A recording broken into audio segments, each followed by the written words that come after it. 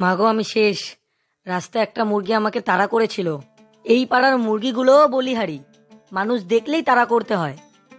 হায় হায়, মুরগি মুরগি তাড়া করেছে? এমন ঘটনা আগে কখনো শুনিনি তো। হা হা হা হা হা। জামাইবাবু আজকেও শুরু করেছে বলে মনে হয়। মনে নেই আগের দিনের ঘটনাটা?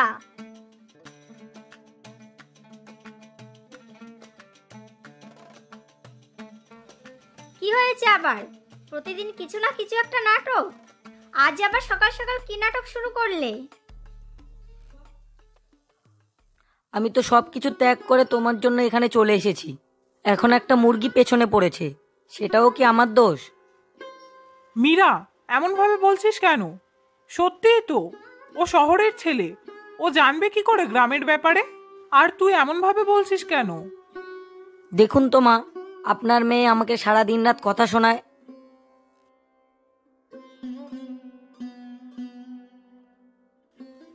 আমার সোনা জামাই, তুমি তো শহরের ছেলে, তাই হয়তো গ্রামের মুরগিগুলো তোমায় চিনতে পারলো না। আমি তো ভাবছিলাম আমি আর বেঁচেই ফিরবো না। এমন সময় হঠাৎ করে আমি গেটের ওপর দিয়ে লাফ মারলাম, তাই তো আমি আজ ফিরে আসতে পেরেছি। বলি কি জামাইবাবু, গেটটা তো অনেকটাই উঁচু ছিল। লাফ দিতে গিয়ে যদি পাটা ভেঙে ফেলতে তখন কি হতো? আমিও তো সেটাই ভাবছি। ভাগ্যিস ভালোভাবে ফিরে আসতে পেরেছি। শুধু ঢপবাজি ছাড়া আর কিছু না। এইসব নাটকীয় কথাবার্তা এখন বন্ধ করো। বেলা অনেক হয়েছে, খেতে চলো।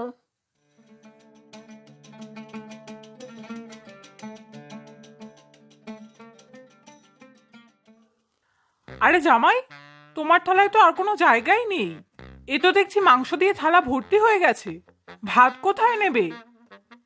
মা, আজ আমি ব্রত রেখেছি শুধু মাংস খাওয়ার।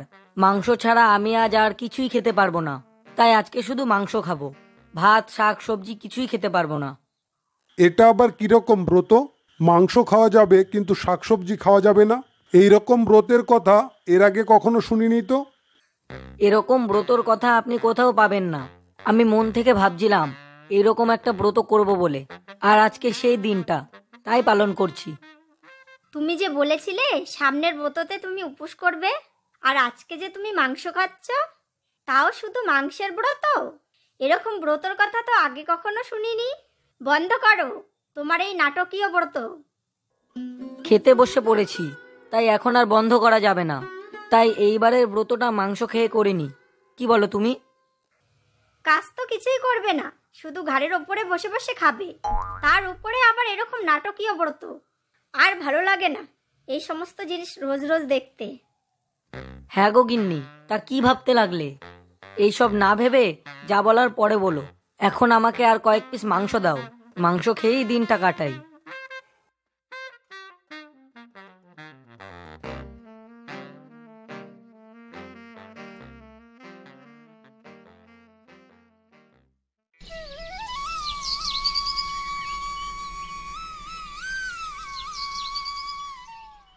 এইভাবে বসে বসে কি ভাবছো গো জামাই?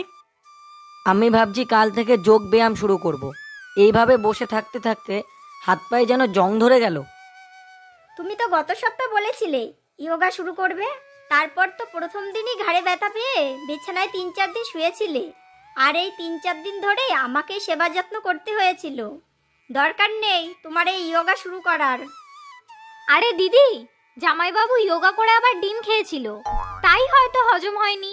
তাতে তো আর জামাইবাবুর দোষ নেই, ডিমটারই হয়তো দোষ ছিল, হজম হতে দেরি হয়েছে।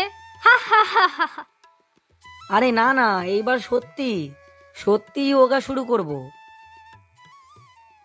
এইভাবে উল্টো হয়ে দাঁড়াবো আর এইভাবে যোগা শুরু করব। আরে হলো তো জামাইবাবু, গেলে আবার পড়ে।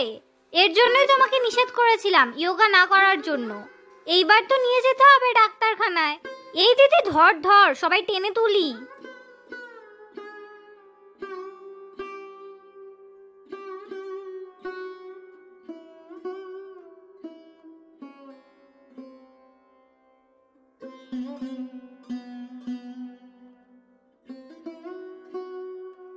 মাগো মা, আমি মনে হয় আর বাঁচবো না।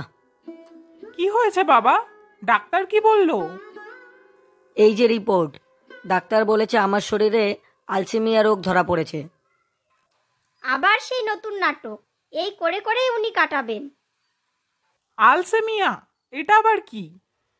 আরে মা, আলসেমিয়া মানে জানো না? নতুন একটা রোগ গো, নতুন আবিষ্কার হয়েছে। যখনই জামাইবাবু যোগা করতে গিয়ে পড়ে গেছে তখনই রোগটার সৃষ্টি হয়েছে। আর রোগটা যেমন তেমন রোগ নয়, আলস্য নামের এক ভাইরাস। কি জামাইবাবু, ঠিক বললাম তো? তুমি শালিকা, তুমি যেভাবে বলবে সেটা তো ঠিক মানতেই হবে। কই দেখি ডাক্তারের সার্টিফিকেটটা।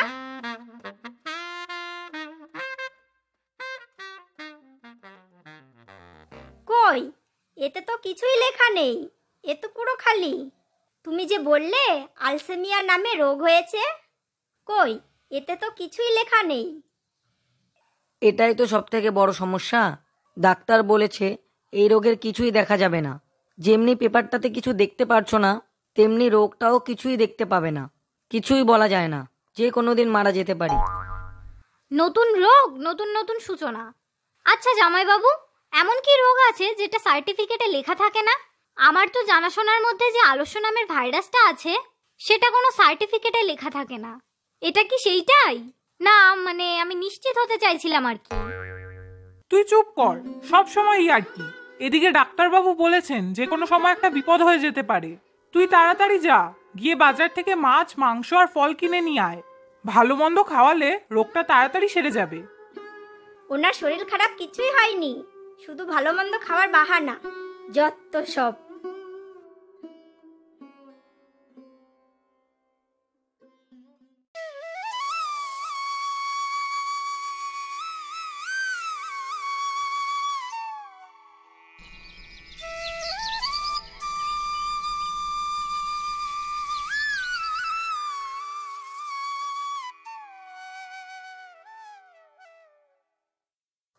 সবাইকে আমার কিছু বলার আছে।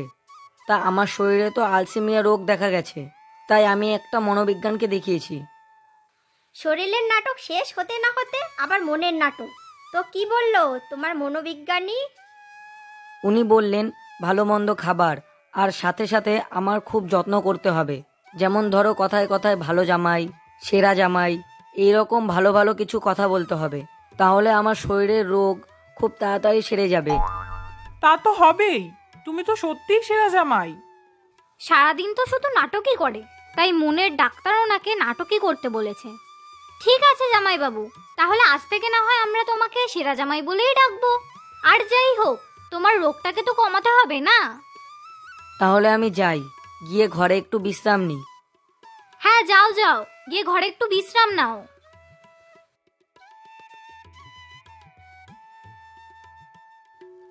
আমি আর বিশ্বাস করতে পারছি না যে জামাইয়ের কোনো রোগ হয়েছে বলে।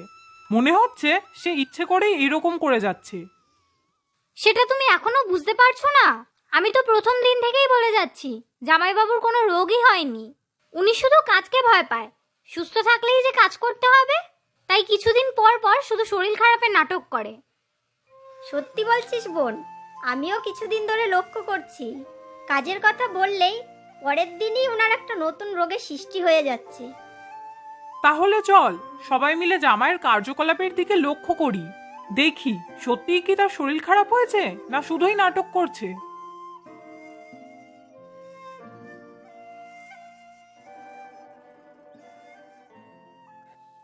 চালাকি শিখতে হলে সবাইকে আমার কাছ থেকেই শিখতে হবে। দেখতে দেখতে বছর 3 হয়ে গেল, শ্বশুর শাশুড়ির ঘাড়ের ওপর বসে খাচ্ছি। কেউ ধরতেই পারছে না যে এইগুলো সব আমার নাটক। মীরা, তোর বোনকে বল ফোনের মধ্যে এইসব ভিডিও বানিয়ে রাখতে, প্রমাণ হিসেবে কাজে লাগবে। দাঁড়াও, আমি এখনই সব ভিডিও বানিয়ে রাখছি। আমার জীবনে কোনো কাজ করারই দরকার নেই।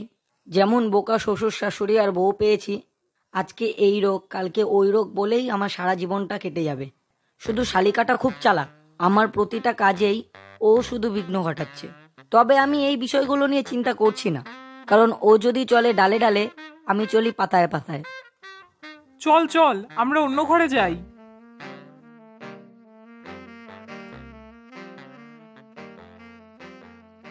মিনু, ভিডিওটা ঠিকঠাক করে শুট করতে পেরেছিস তো? হ্যাঁ মা, ভিডিওটা ঠিকঠাক করেই শ্যুট করা হয়েছে। তুমি যখন বলবে তখনই আমি ফোন থেকে বের করে দেখাতে পারবো। দরকার তো পড়বেই। দাঁড়া, কাল সকালে যখন ও আবার নতুন নাটক শুরু করবে তখন ওকে এই ভিডিওটা আবার দেখানো যাবে। ঠিক বলেছ মা, দেখবে সে আবার কাল সকালে কিছু না কিছু নিয়ে নতুন নাটক শুরু করবে।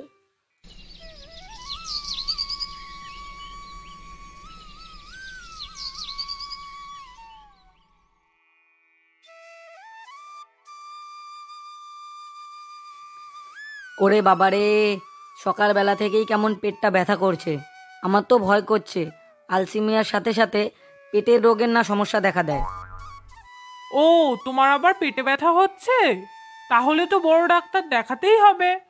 আর কি, তোমার এতগুলো রোগ হয়ে আছে। তুমি একটা কাজ করো বাবা, ডাক্তারের পরামর্শ নাও। হ্যাঁ, সেটাই ভাবছি মা, জানি না কবে কি হয়ে যায়। মা, ভিডিওটা দেখাই, তাহলে ওনার এইসব নাটকীয় রোগ মাথায় উঠে যাবে। দাঁড়া না, আরেকটু দেখি আর কি কি নাটক করতে পারে। বলছি কি মা, একই আমার এতগুলো রোগ হয়েছে, জানি না কবে কি হয়ে যায়। তাই বলছিলাম আজকে একটু খাসির মাংস এনে বাড়িতে রান্না করলে কেমন হয়? ও, তোমার খাসির মাংস খেতে মন চাইছে? মিনু, ভালো খাসির মাংসের দোকানটা যেন কোথায় আছে? ওই তো, ওই পাড়া সর্দারদাই তো ভালো খাসি কাটেন। আরে, ওইভাবে বললে তো তোর জামাইবাবু বুঝবেন না। তুই একটা কাজ কর, তোর মোবাইলটা দেখিয়ে দে। ও, বুঝতে পারলাম। ঠিক আছে মা, দেখিয়ে দিচ্ছি। আমার জীবনে কোনো কাজ করারই দরকার নেই। যেমন বোকা শ্বশুর শাশুড়ি আর বউ পেয়েছি, আজকে এই রোগ কালকে ওই রোগ বলেই আমার সারা জীবনটা কেটে যাবে। এবার তুই আমার বাড়ি থেকে বের হয়ে যা। দরকার নেই তোর মতো জামাই। 3 বছর ধরে ঘাড়ের উপর বসে বসে খেয়েছিস, আমি আর তোকে খাওয়াতে পারবো না। যা, বের হয়ে যা। আমার ভুল হয়ে গেছে মা, আমি আর কোনোদিন এরকম কাজ করব না।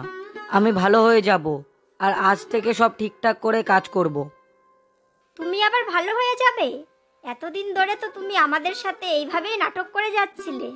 এই ভিডিও যদি তুলে না রাখা হতো তাহলে তো আমরা কিছুই জানতাম না। আরে, এতদিন ধরে তো জামাইবাবুকে ভালো মন্দ খাওয়ানো হয়েছে, আর এতদিন ধরে তো আমরা জামাইবাবুকে বিশ্বাসও করছিলাম। তাহলে আজ যখন তিনি ভালো হয়ে যাবেন বলছেন, তাহলে একটা সুযোগ দেওয়াই যাক। মা, কি বলো তুমি? হ্যাঁ, সেটা তো অবশ্যই দেব, তবে ভালো কাজটা সে নয় ঘর থেকেই শুরু করুক। ঘর থেকে মানে কি বলতে চাইছো? ঘর থেকে মানে আজ সকালে আমরা যে খাওয়া দাওয়া করেছি সেই বাসনপত্রগুলো এখনো পড়ে আছে। তবে ভালো কাজের শুরুটা নয়, বাসনগুলো ধুয়েই করুক। কি জামাইবাবু, দাঁড়িয়ে দাঁড়িয়ে না ভেবে শুরু করে দাও, আর না হলে কিন্তু মা তোমাকে ঘাড় ধাক্কা দিয়ে বাড়ি থেকে বের করে দেবে। না না, ঘাড় ধাক্কা খাওয়ার থেকে ভালো বাসনগুলোই ধুয়ে দিই।